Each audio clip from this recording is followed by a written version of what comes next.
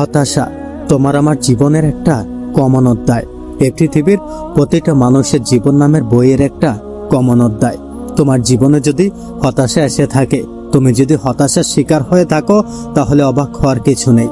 তার কারণ এই পৃথিবীর শত কোটি মানুষ হতাশার শিকার হয়ে থাকে। এটা এমন একটা অধ্যায় যে তুমি চাইলেও তাকে বাদ দিতে পারবে না, তুমি চাইলেও তাকে ইগনোর করতে পারবে না। জীবন নামের বইয়ে কিছু অধ্যায় থাকে, তার মধ্যে একটি হচ্ছে হতাশা, 2 সমস্যা, 3 দুঃখ, 4 কষ্ট। এই ধরনের কিছু অধ্যায় থাকে যাদেরকে তুমি চাইলেও বাদ দিতে পারবে না। মনে রেখো, তুমি তোমার জীবনের রাইটার। হ্যাঁ, তুমি তোমার জীবনের রাইটার।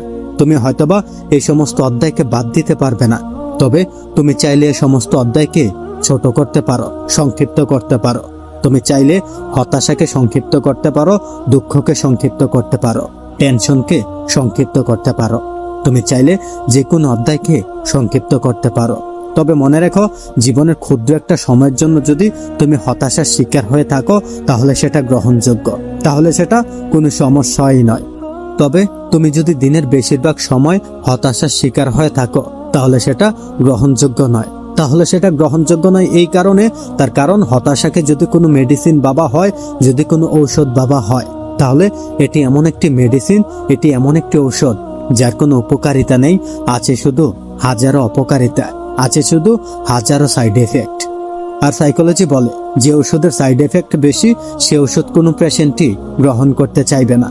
তাহলে তুমি যদি একজন পেশেন্ট হয়ে থাকো, হতাশা যদি একটি ওষুধ হয়ে থাকে, তুমি জানো সে ওষুধের ক্ষতির মাত্রা কতটা, তুমি জানো সে ওষুধ তোমার জন্য কতটা মাত্রায় ক্ষতিকর, তুমি জানো তোমার পক্ষে ওষুধটা কতটা ক্ষতিকর।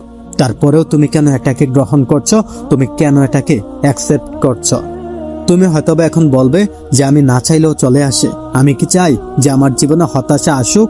মনে রেখো, ওপরওয়ালার দেওয়ার পৃথিবীতে সব থেকে বড় উপহার হচ্ছে সময়। তোমার জীবনটা কিন্তু অতি সংক্ষিপ্ত। হ্যাঁ, মানুষের জীবনটা অতি সংক্ষিপ্ত। মৃত্যু কার্যে কখন চলে আসে সেটা আমরা কেউই জানি না। আর এই ক্ষুদ্র জীবনের একটা বৃহৎ সময় তুমি হতাশার মধ্যে কাটিয়ে দেবে, তুমি ডিপ্রেশন করে কাটিয়ে দেবে, তুমি দুঃখেই কাটিয়ে দেবে। এটা তো তোমার সাথে যায় না।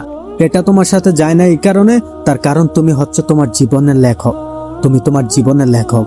হ্যাঁ, তুমি তোমার জীবনের রাইটার। তুমি চাইলেই যে কোনো অধ্যায়কে ছোট করতে পারো, তুমি চাইলেই যে কোনো অধ্যায়কে আবার বড়ও করতে পারো। আমি চাইবো তুমি তোমার জীবনের হতাশা নামের অধ্যায়কে সংক্ষিপ্ত করে ফেলো। হ্যাঁ, এই হতাশা, এই টেনশন, তোমার এই ডিপ্রেশন তোমার জন্য কতটা ক্ষতিকর তা তুমি নিজেও জানো না। দেখো, মৃত্যু কার কখন চলে আসে সেটা আমরা কেউই জানি না। এটা তিনি ভালো জানেন, উপরওয়ালা তিনি ভালো জানেন। কিন্তু অ্যাকর্ডিং টু সায়েন্স বলে যে সকল মানুষ দিনের বেশিরভাগ সময় দুঃখে অতিবাহিত করে, হতাশায় অতিবাহিত করে, টেনশন অতিবাহিত করে, তাদের আয়ু সাধারণত কম হয়। হ্যাঁ, তাদের আয়ুটা সাধারণত কম হয়ে থাকে। সেজন্য দেখবে আজকাল মানুষ লাফিং ক্লাব খুলেছে। না, এটা গ্রামে বেশি একটা দেখা যায় না, গ্রামের মানুষের খুব একটা প্রয়োজন হয় না। তার কারণ শহরের মানুষের মধ্যে এটা একটু বেশি দেখা যায়। তাই তো শহরের মানুষেরা লাফিং ক্লাব খুলেছে।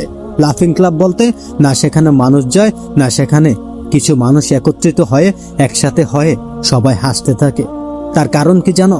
তার কারণ তারা নিজেকে রোগমুক্ত রাখতে চায়, তারা নিজের জীবনটাকে সুখী বানাতে চায়, কৃত্রিমভাবে সুখী বানাতে চায়। তারা চায় তাদের আয়ুটা যেন বৃদ্ধি পায়। ভাবো, আজকাল মানুষ হতাশা, টেনশন, ডিপ্রেশন থেকে বাঁচার জন্য কত রকম পদ্ধতি অবলম্বন করছে। কিন্তু আসলে কি বলতো, এগুলোকে মন থেকে কন্ট্রোল করতে হয়। মনে রেখো, তোমার মস্তিষ্ককে কন্ট্রোল করে তোমার মন। তাই যখন তুমি কোনো সিদ্ধান্ত নেবে, সেটাকে মন থেকে নেওয়ার চেষ্টা করো। হ্যাঁ, সেটাকে মন থেকে নেওয়ার চেষ্টা করো। মনে রেখো, এই পৃথিবীতে সাধারণত মানুষ তোমার সাথে 2টা সময় দেখা করতে আসবে।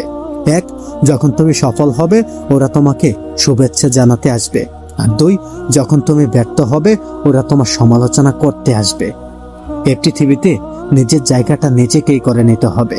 হ্যাঁ, এই পৃথিবীতে নিজের জায়গাটা নিজেকেই করে নিতে হবে।